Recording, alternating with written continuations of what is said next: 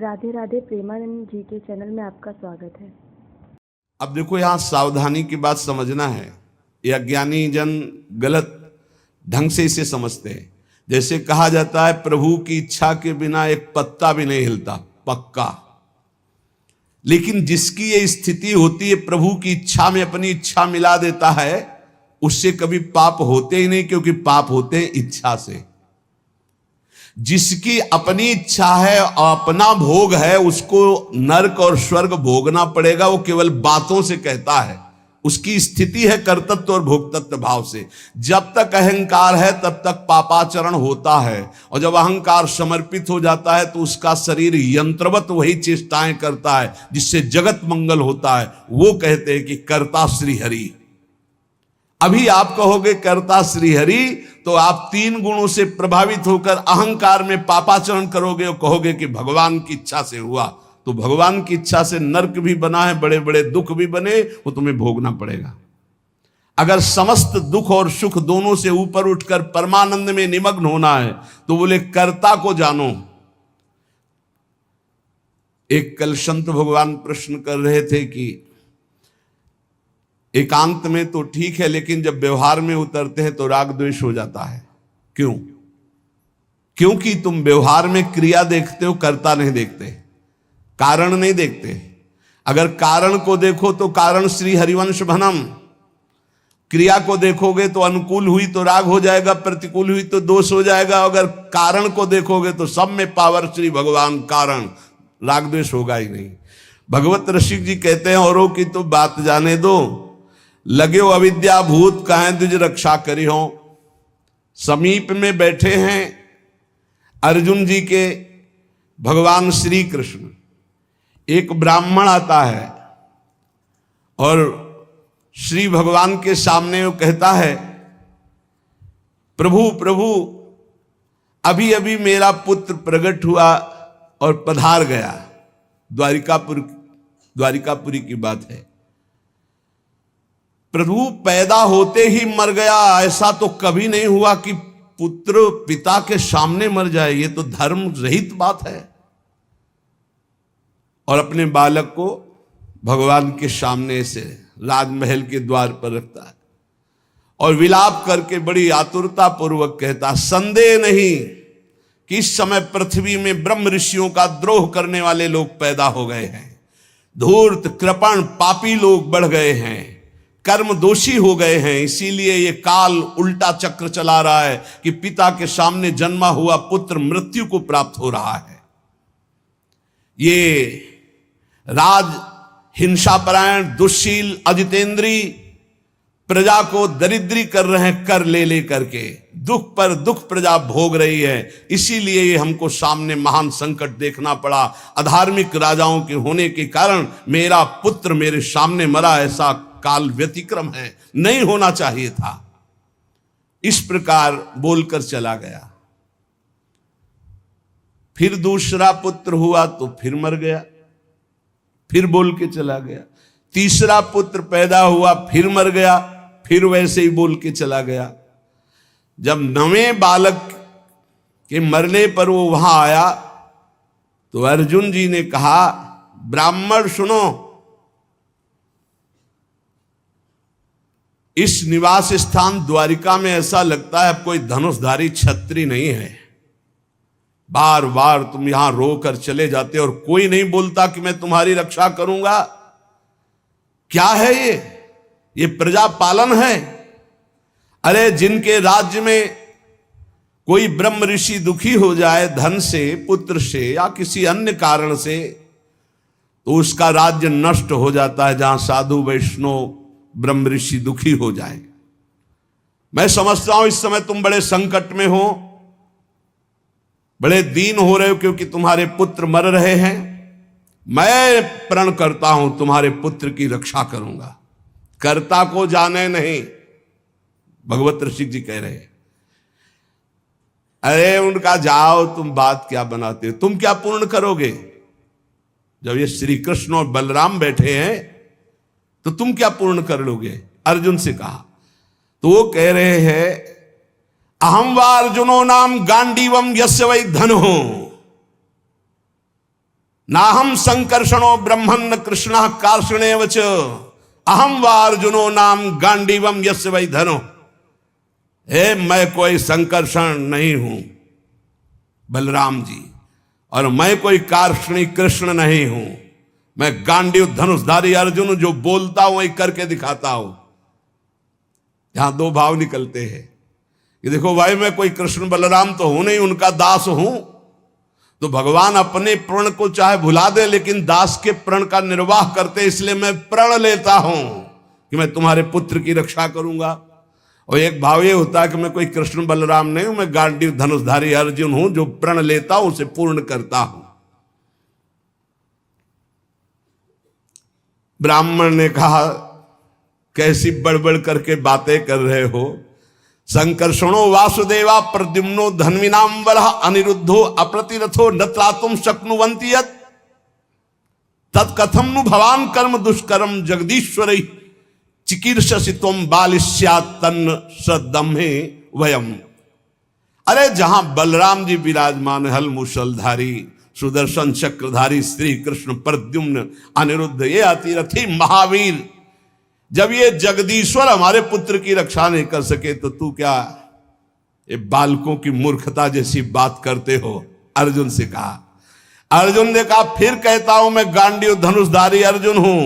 ब्राह्मण देवता, यदि मैंने तुम्हारे पुत्र की रक्षा नहीं की तो चिता लगाकर तुम्हारे सामने भस्म हो जाऊंगा। मेरे बल पौरुष का तिरस्कार मत करो। जानते हो मुझे, मैं वो अर्जुन हूं जो महादेवाधिदेव भगवान शंकर को युद्ध में तृप्त कर दिया। ऐसा है, मैं अधिक क्या कहूं, अगर मृत्यु भी सामने आएगी तो मैं जीत कर तुम्हारे पुत्र की रक्षा करूंगा, मैं वचन देता हूं।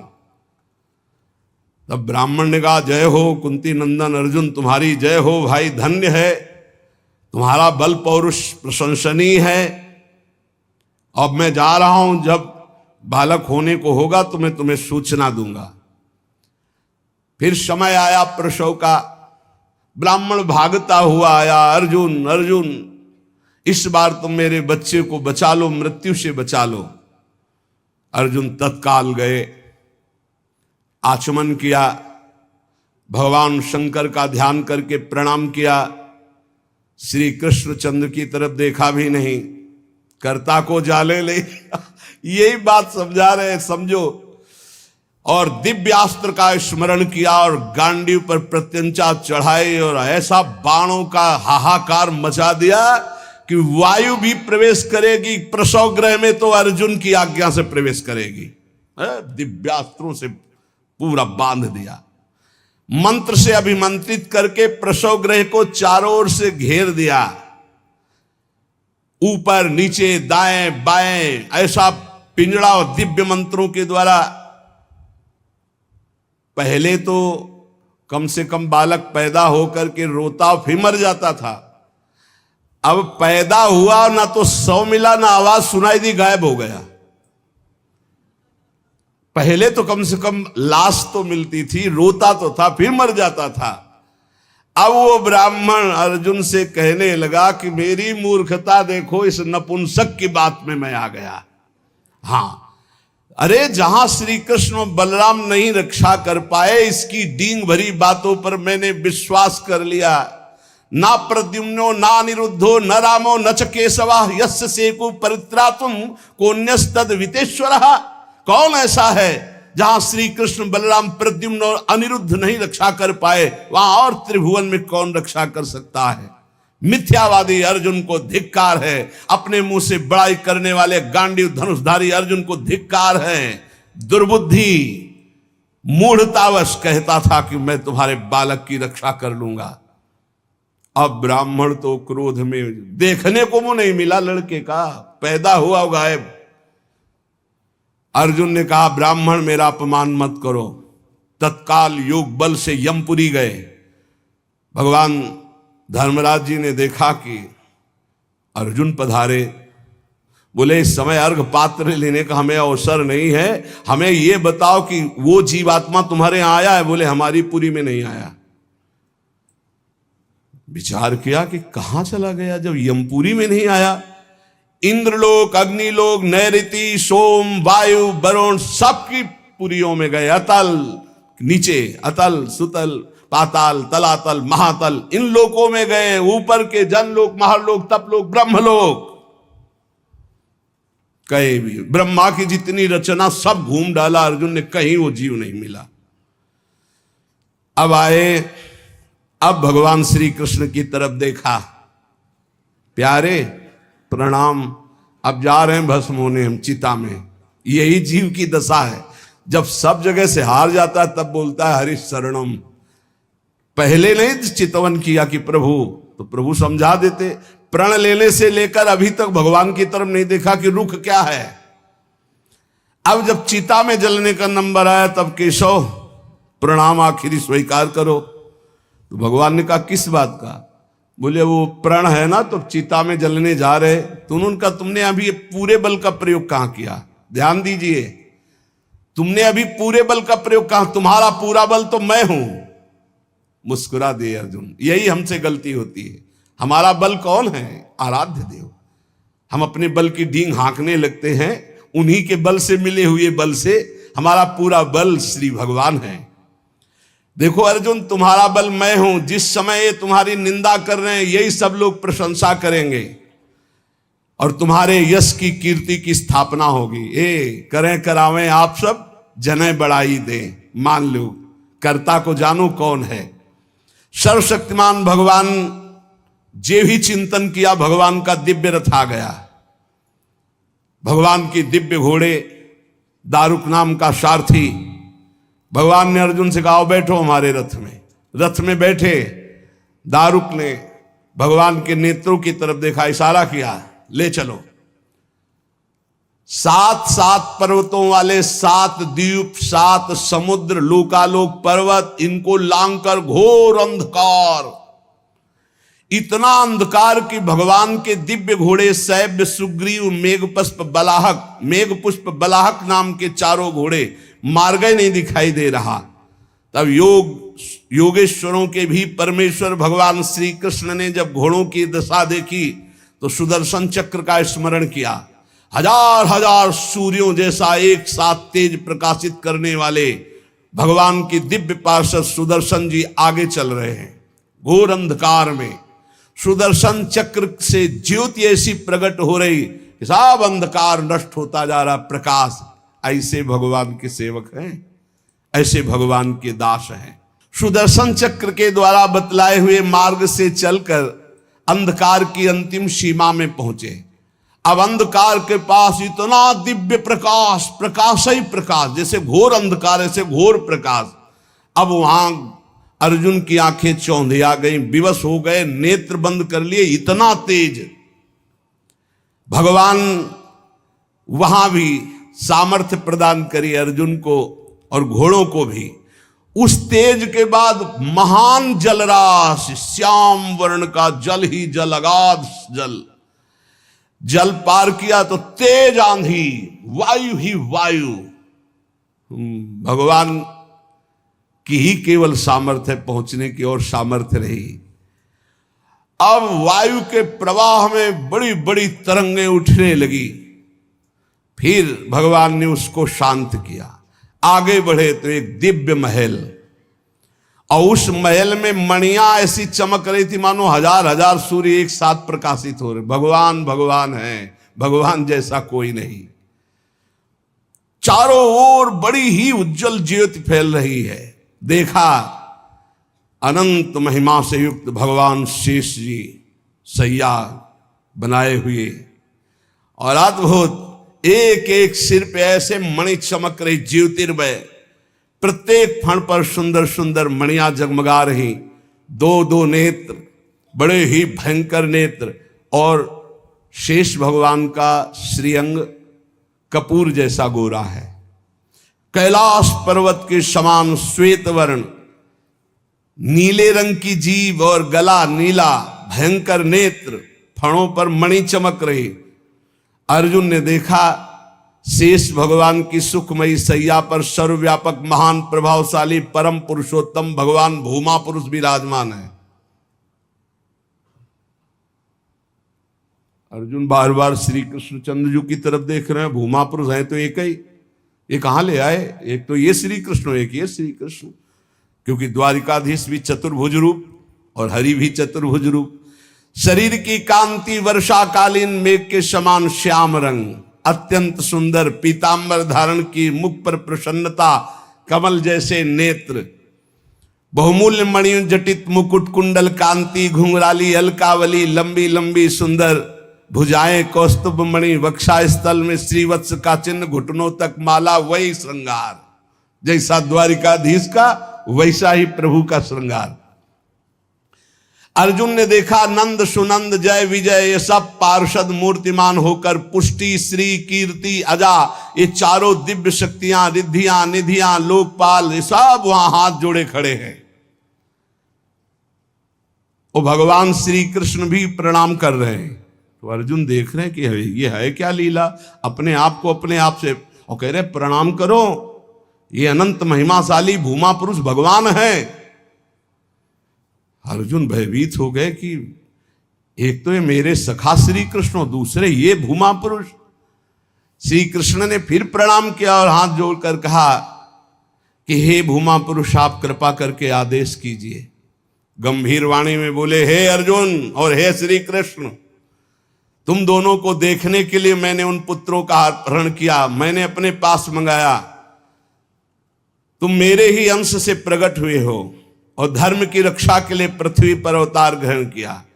पृथ्वी के भार से दैत्यों का संहार कर चुके हो, अब तुम्हें लौटकर हमारे ही स्वरूप में फिर विलीन होना है। तुम पूर्ण काम सर्वश्रेष्ठ हो, जाओ अभी कुछ कार्य बकाया है, लोक संग्रह के लिए वो कार्य करके पुनः मेरे पास आ जाओ। भगवान श्री कृष्ण भी हाथ जोड़े खड़े, अर्जुन भी खड़े हैं। अति विचित्र भगवंत गति, बड़े बड़े ख्याली। अर्जुन के होश उड़ गए, नए भूमा पुरुष कौन हो गए भाई, ये परम पुरुष तो हमारे सामने खड़े हैं, यही है यही। अगर ये अपने रहस्य को न बतावे तो कोई, इनका एक नाम है अनंत, कोई अंत ही नहीं पा सकता है। अर्जुन और श्री कृष्ण को आदेश किया, सर झुकाकर, अर्जुन देखते जा रहे, सर झुकाकर भगवान कह रहे जो आज्ञा। फिर वो सब बालक वापस कर दिए। उन बालकों के लिए वैसे ही मार्ग से फिर द्वारिका में लौट के आए, और बालक अपनी अपनी आयु के अनुसार बड़े भी हो गए थे, वैसी आकृति रूप, क्योंकि पहचान ले श्री कृष्ण अर्जुन ने उनको समर्पित किया। अर्जुन के आश्चर्य की सीमा न रही। तब उन्होंने अनुभव किया और भगवान से कहा, प्रभु मुझे पता चल गया। बोले क्या? बोले पूरे जगत में जिसके बुद्धि बल, ज्ञान बल, पौरुष बल, जो कुछ भी है वो हे श्री कृष्ण केवल आपकी कृपा से है, ये मुझे पता चल गया। यही पता चलना है। इसीलिए रोज सत्संग सुनो, एक बार सुनने से काम नहीं चलेगा। गीता सुनने के बाद क्या कहा था? नष्टो मोहा स्मृति लब्धा। फिर क्या हो गया? फिर मोह। ये हवा है, आंधी है, कभी भी गंदा कर सकती बुद्धि को। देखो अर्जुन जी ने गीता सुनने के बाद कहा था नष्टो मोहा स्मृति लब्ध, फिर मोह हो गया, मोह माने अज्ञान। फिर कहने लगे कि मैं कोई श्री कृष्ण बलराम, आज फिर बोल रहे हैं आप। इसीलिए निरंतर भजन और सत्संग के लिए महापुरुष जन कहते हैं, जिससे हमारी बुद्धि रोज पावन होती रहे। जैसे पोछा लगा दिया सोनी लगाने के बाद और दरवाजा खुला छोड़ दिया तो फिर गंदा होने की संभावना। इस समय हर इंद्रियों को शासन में रखते हुए नाम जप करते, ये परम पद तब प्राप्त होता है। तो इसलिए भगवत रसिक जी कह रहे हैं कि कर्ता कृत जाने नहीं, माने निज करतूति, ते प्राणी दुख पावहीं, लगो अविद्या भूत। ये बहुत जल्दीबाजी में फिर सब बिगड़ जाता है। धैर्य पूर्वक भगवान का आश्रय लेकर नाम जप में लगो, इसी से परम मंगल होता है, इसी से परम लाभ होता है।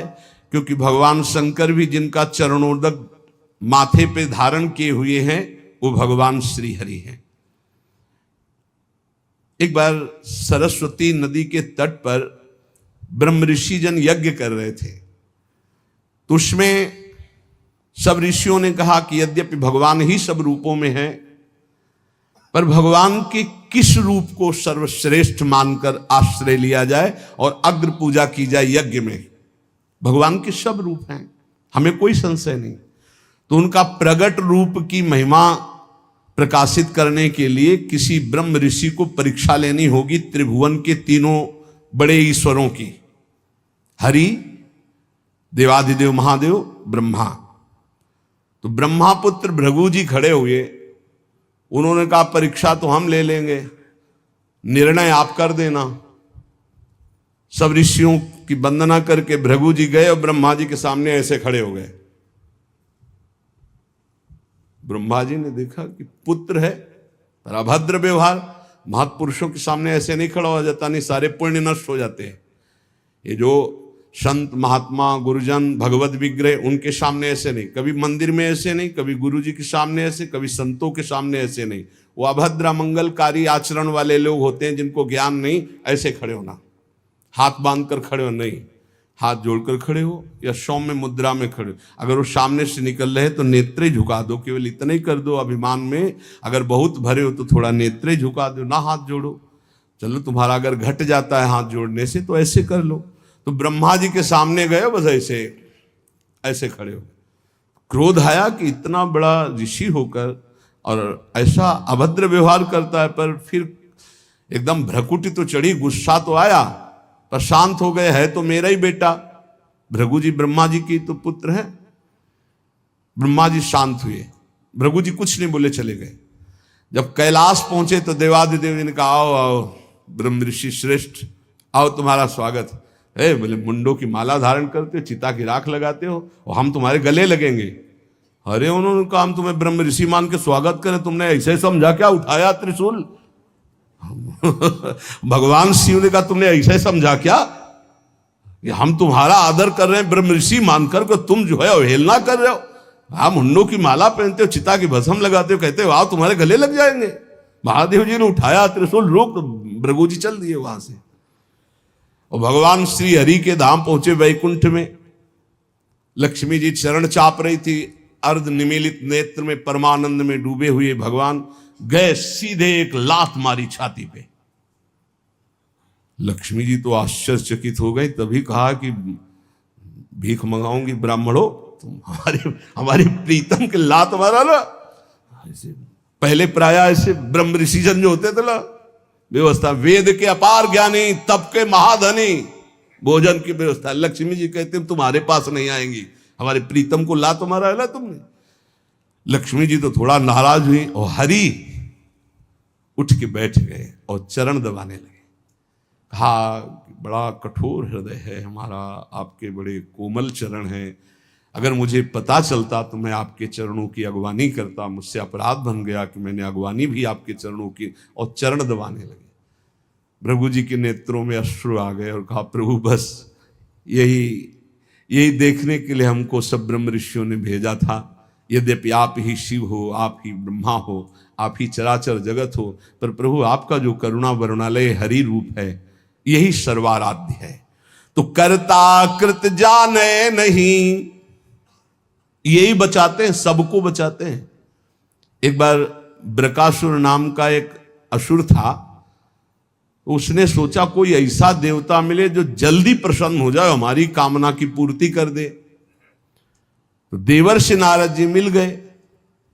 नारायण नारायण नारायण।